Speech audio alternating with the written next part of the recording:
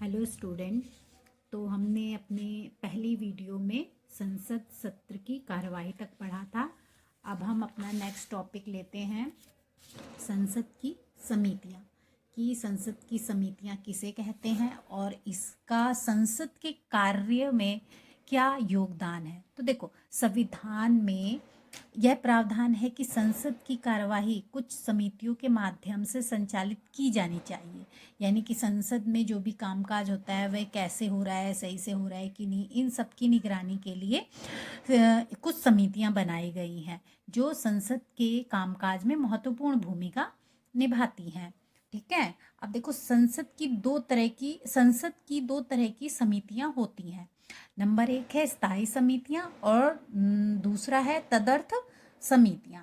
अब देखो, जैसा कि नाम से ही पता है कि स्थायी समितियां कभी भंग नहीं होती, वो स्थायी रहती हैं। ठीक है।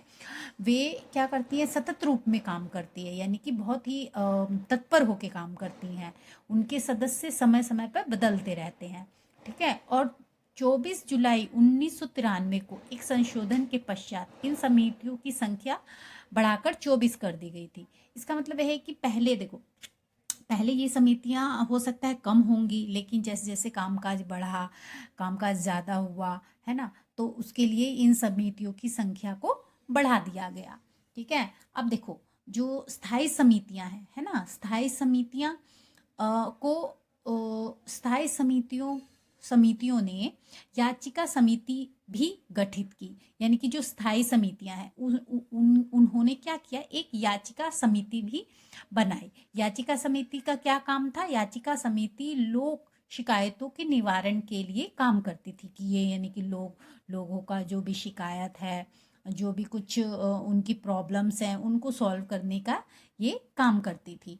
याचिका समिति सरकार के अनियमित और दमनकारी कदमों पर भी अंकुश लगाती थी। यानी कि सरकार, अगर कोई सरकार है जो कि जनता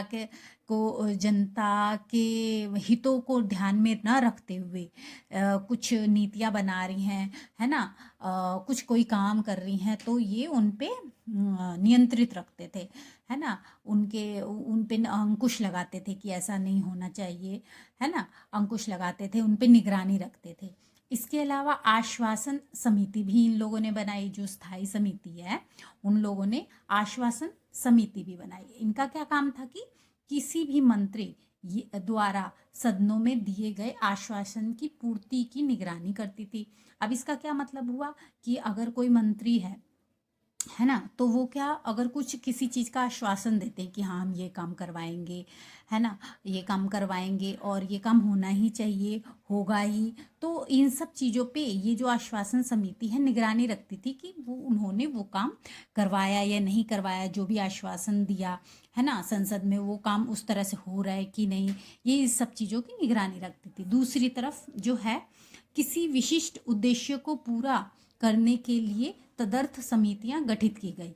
यानी कि कोई विशिष्ट उद्देश्य या कोई उद्देश्य है जो एकदम अलग है ना, कुछ इम्पोर्टेंट है, उसके लिए तदर्थ समितियां बनाई गई थी। और इनका क्या काम था, प्रयोजन पूरा होने पे ये भी जो भी काम करते थे, है ना, वो काम होने के बाद ये भंग हो जाती थी, है ना।